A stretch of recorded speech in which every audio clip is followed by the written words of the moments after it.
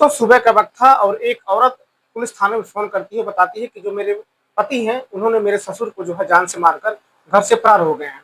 Police जब ये बात जानती है, घटना जानने की कोशिश करती है कि आखिरकार ये कॉल कहाँ से आया, उससे एड्रेस पूछा जाता है कि भाई तुम कहाँ से बोल रही हो? जो औरत होती है वो पूरा अपना एड्रेस बताती है कि मैं इस जगह से बोल रही हूँ। पुलिस उसके घर पर पहुँचती है, उसके जो ससुर होते हैं उनकी डेड बॉडी को कब्जे पर लिया जाता है। लेने के बाद औरत से पूछताछ की जाती है कि आखिरकार क्या मसला था, क्या माजरा था, जो तुम्हारे पति ने तुम्हारे ससुर को मौत के घाट उतार दिया। जो औरत होती है बोलती है कि देखिए इसके बारे में मुझे कुछ ज़्यादा जानकारी नहीं है, उन्होंने क्यों ऐसा किया मुझे नहीं मालूम है और मेरे जो पति हैं वो घर से फरार हो चुके हैं, पहले आप उनको ढूँढिए उसके बाद जो है वही बता पाएँगे कि आखिरकार मसला क्या था। इधर पोस्टमार्टम रिपोर्ट आती है 2 दिन के बाद और मालूम चलता है कि इसको जो है चाकू से मारकर इसकी हत्या की गई थी।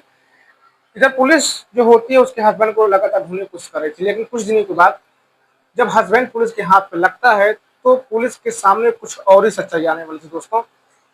नमस्कार, मेरा नाम महेश सिंह है, आशा करता हूँ आप सब अच्छे होंगे, सुरक्षित होंगे और जो मैं घटनाएँ आपको सुनाता हूँ, उन घटनाओं को जो है दोस्तों एन्जॉय कर रहे होंगे। दोस्तों आज जो सच्ची घटना मैं आपको सुनाने जा रहा हूँ, उस घटना को सुनने से पहले मैं हर वीडियो में आपसे रिक्वेस्ट करता हूँ कि अगर आप हमारे चैनल पर नए हैं, तो चैनल को सब्सक्राइब कर दिया करें, बेल आइकन को प्रेस कर लिया करें दर्शक, ताकि दोस्तों मेरा उत्साह बढ़ता रहे। दोस्तों आज की जो घटना है वो हरियाणा की है। हरियाणा से इस घटना की शुरुआत होती है। पवन नाम का एक लड़का जिसकी उम्र लगभग 26 साल की थी, वो अपने पिता के साथ रहा करता था, जिसका नाम राम अवतार होता है। राम अवतार का पवन इकलौता बेटा था और उसके घर पर कोई नहीं था। इधर जो मीरा होती है वो एक ऑफिस में काम किया करती और मीरा के ऑफिस में ही जो पवन होता है उससे मीरा से सीनियर था, वो भी काम किया करता था। मीरा इतनी खूबसूरत थी कि कोई भी लड़का उसको आसानी से पसंद कर लेता शादी करने के लिए। लेकिन मीरा की जो नज़र होती है वो पवन नाम के लड़के के ऊपर जाकर टिक जाती है, वो शादी करने को सपने देखने लगती है। धीरे-धीरे पवन की और मीरा की दोस्ती बढ़ती है। मीरा पवन के बारे में पता करना चालू कर देती है कि आखिरकार इसके घर में कौन-कौन है। तो उसको मालूम चलता है कि इसका सिर्फ एक पिता है और ये नौकरी अच्छी करता है।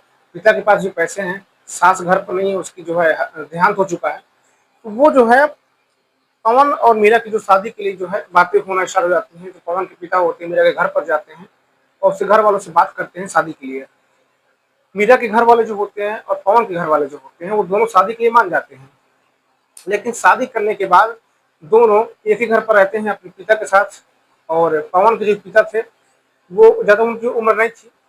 लेकिन क्या होता है खुदा न खासा शादी के 6 महीने के बाद पवन को एक जॉब मिल जाती है लंदन में और वो लंदन जाने के लिए तैयार हो जाता है। पहले तो मना कर देता है कि मुझे लंदन नहीं जाना है क्योंकि पत्नी घर पर अकेले रहती है, उसकी भी देखभाल करनी थी। लेकिन पत्नी जिद करने लगती है कि ये मौका बार-बार नहीं आएगा, तुम लंदन पर जाकर नौकरी करो, मैं तुम्हारा इंतज़ार कर लूँगी। अब पवन उसकी बात मानता है और मानने के बाद वो जो है लंदन के लिए निकल जाता है। इधर जो इसकी पत्नी होती है मीरा, वो अपनी जॉब को लगातार कंटिन्यू रखती है, वो अपना काम करती है, कोई दिक्कत परेशानी थी नहीं। इधर समय बीत रहा होता है, लेकिन कहते हैं ना कि जिस इंसान को गलत चीज़ों की संबंध बनाने की लत लग जाए, उसको टाइम टू टाइम जो है संबंध बनने चाहिए। तो मेरा का ही कुछ यही हाल था। वो बहुत परेशान थी कि उसके हस्बैंड को अब जाए हुए 6 महीने बीत चुके थे और 6 महीने से मेरा जो है संबंध नहीं बनाई थी, रिश्ते नहीं बनाई थी, तो बिल्कुल परेशान थी। अब क्या करती है, ससुर उसके घर पर था, वो जब भी टॉप और जीन्स पहनकर घर से जाती, ससुर उसको देखा करता था, क्योंकि जो उसका बदन था, जो उसका शरीर था, काफ़ी अट्रैक्टिव दिखता था। लड़के भी उसके पीछे काफ़ी परेशान हुआ करते थे। लेकिन जो ससुर था, उसके ऊपर लाइन मारता। इधर मीरा जो होती, वो समझ जाती कि जो मेरे ससुर जी हैं, मेरे ऊपर लाइन मारते हैं।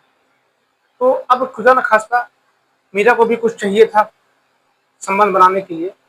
कब तक वो जो है अकेले यूँ ही अपनी ज़िंदगी गुज़ारती, क्योंकि हस्बैंड जो था, वो लंदन में था। अब मीरा जो है धीरे-धीरे अपने ससुर की तरफ अट्रैक्टिव होने लगती है। कुछ ऐसी-ऐसी बातें होने लगती दोनों के बीच में कि कुछ दिनों के बाद जो है ससुर और मीरा के बीच में संबंध बन जाते हैं। संबंध बनते हैं तो उसके बाद ये संबंध जब एक बार बना तो ये संबंध का जो सिलसिला होता है वो लगातार चलने लगता है। अब दोनों लोग ससुर और बहू जो है लगातार संबंध बनाते और इसके जो मीरा का पति था पवन, उसको कोई जानकारी थी नहीं। इधर पवन जो और राम अवतार का बेटा पवन था, उसको भी कोई जानकारी नहीं थी कि मेरे घर में क्या चल रहा है। उसको लग रहा था कि मेरी जो पत्नी है और मेरे जो पिता हैं वो घर पर रह रहे हैं, कोई दिक्कत परेशानी नहीं है, सब कुछ ठीक चल रहा है। लेकिन जब छुट्टियों में पवन घर पर आता है तो उसको कुछ ऐसी जानकारी मिलती है गाँव वालों से कि तुम्हारी जो पत्नी है और तुम्हारे पिता है, उन दोनों के बीच में कुछ अनैतिक संबंध है, अवैध संबंध चल रहे हैं। पहले तो उसको विश्वास नहीं होता है कि गाँव वाले झूठ बोल रहे हैं, लेकिन वो इस सच को जानने के लिए खुद जो है उनका पीछा करता है, उन पर नज़र रखना स्टार्ट कर देता है। तो वो पाता है कि जो उसका ससुर है मतलब जो उसका पिता है और जो उसकी पत्नी है, इन दोनों के बीच में मतलब सच में जो है अवैध संबंध है। इस बात को बर्दाश्त नहीं कर पाता है और अपने पिता की वो हत्या कर देता है। हत्या करने के बाद घर से फरार हो जाता है। पत्नी उसकी होती है, वो पुलिस को फ़ोन करती है, पुलिस को फ़ोन कर घर पर बुलाती है। पुलिस जब छानबीन कर रही थी, पत्नी कहती है कि मुझे नहीं मालूम है कि आखिरकार हमारे पति ने ससुर की हत्या क्यों कर दी। लेकिन जब उसका पति पकड़ा जाता है तो पूरी कहानी सामने आती है कि आखिरकार क्यों जो है उसने अपने पिता की हत्या की थी दोस्तों।